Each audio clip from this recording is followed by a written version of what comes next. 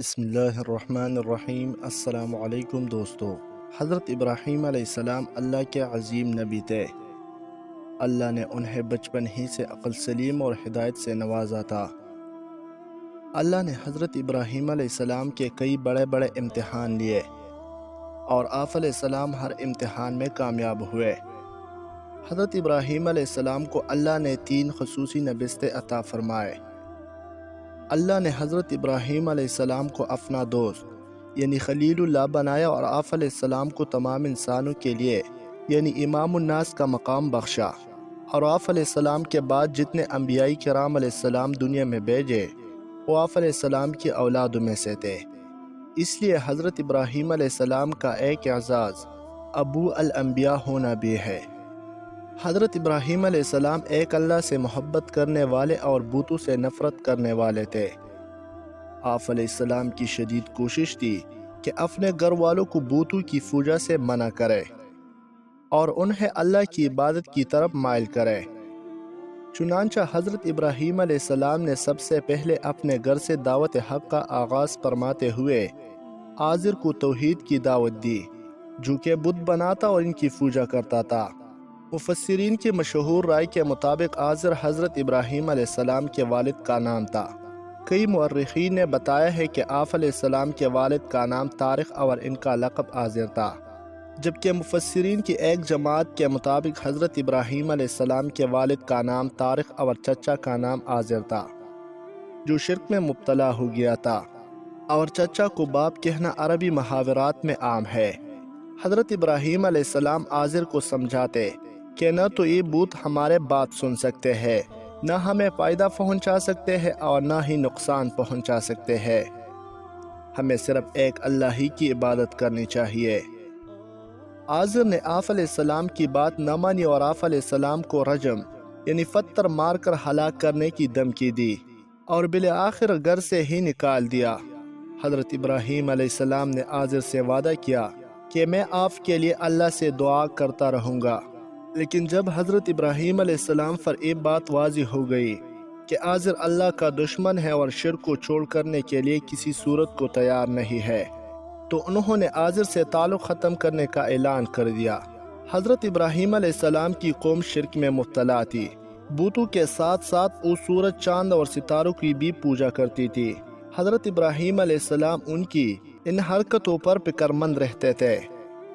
آپ علیہ السلام نے ارادہ فرمایا کہ اپنی قوم کو جھوٹے معبودوں کی حقیقت کو ضرور واضح کریں گے اور حقیقت اللہ کی پہچان کرائیں گے۔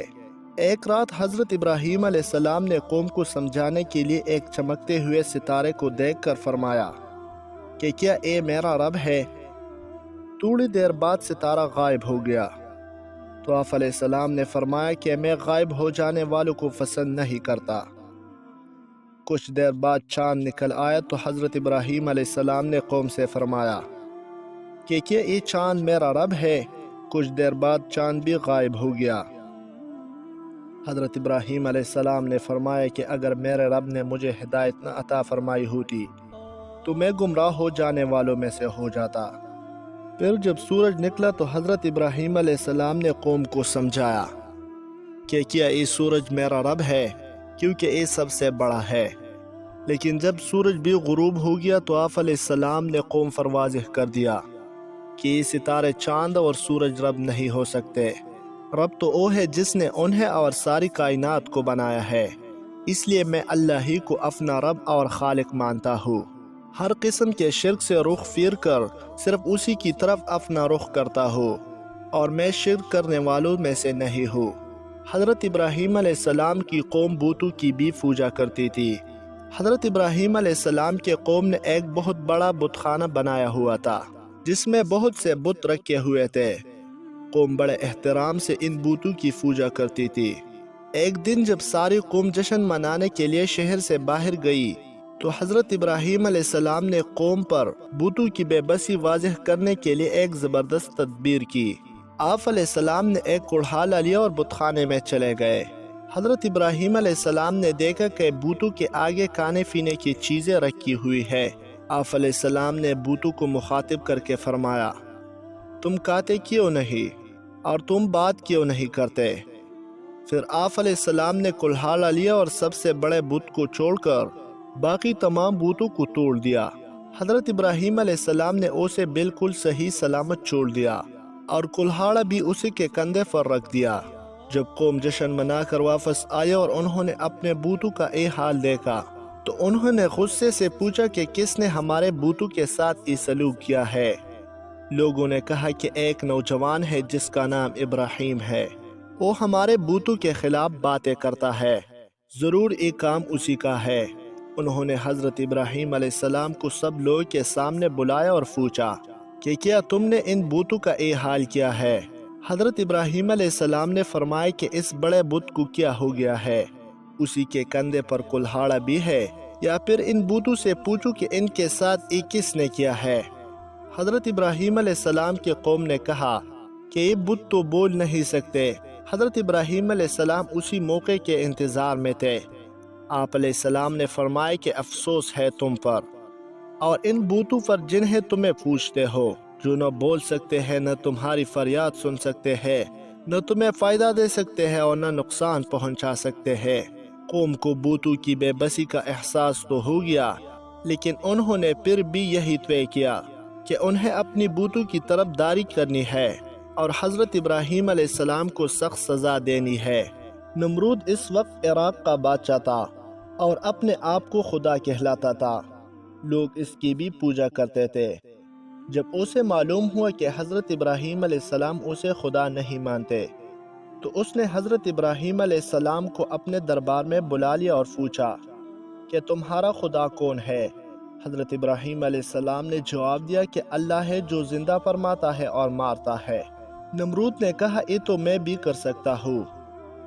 اس نے ایک موت کی سزا سنائے جانے والے مجرم کو چھوڑ دیا اور ایک بے گناہ کو قتل کروا دیا۔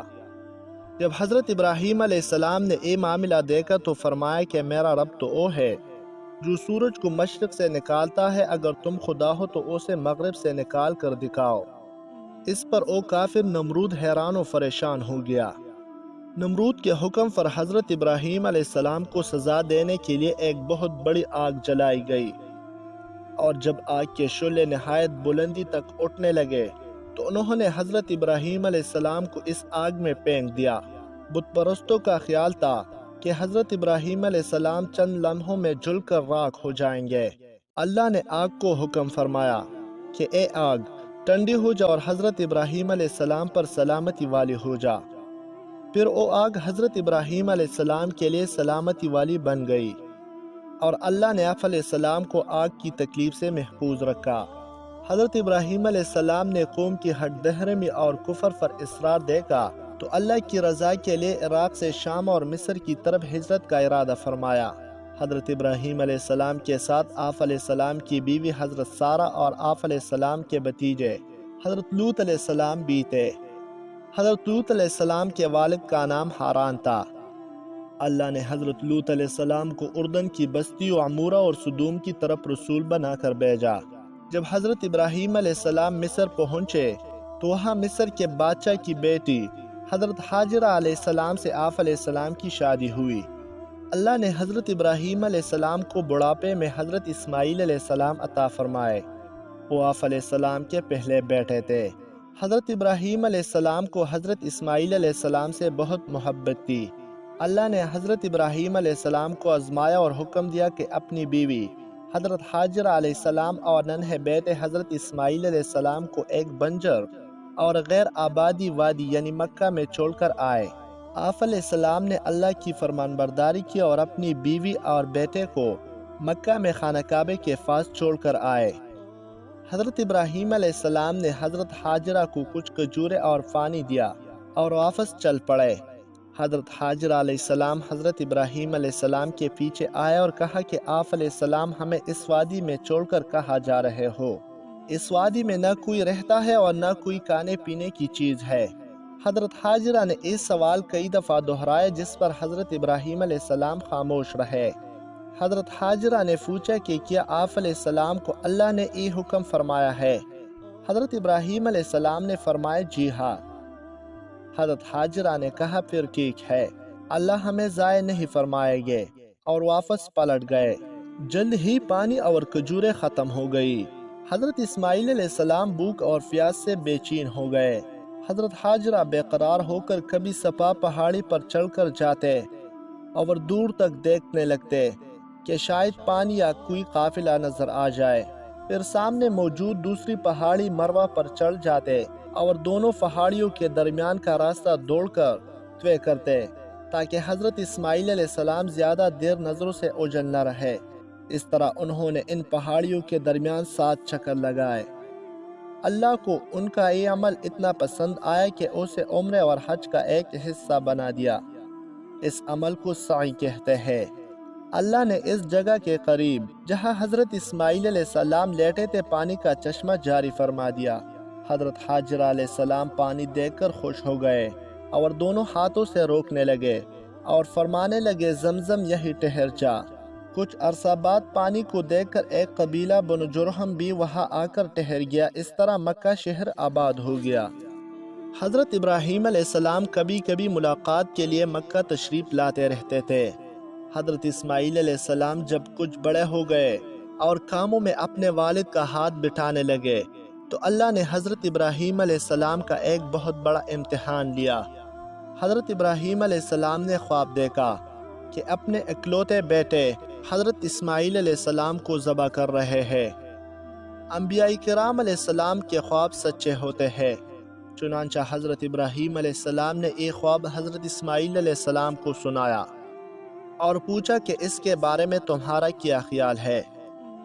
حضرت اسماعیل علیہ السلام نے جواب دیا کہ ابا جان، جس بات کا آپ علیہ السلام کو حکم فرمایا جا رہا ہے اس پر عمل کیجئے۔ آپ علیہ السلام مجھے انشاءاللہ صبر کرنے والوں میں سے پائیں گے۔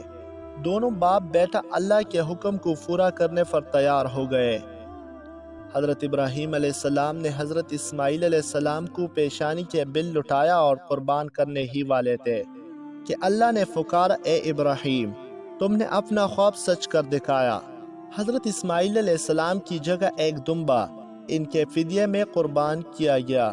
یہ ایک بہت بڑا امتحان تھا جس میں حضرت ابراہیم علیہ السلام کامیاب ہوئے۔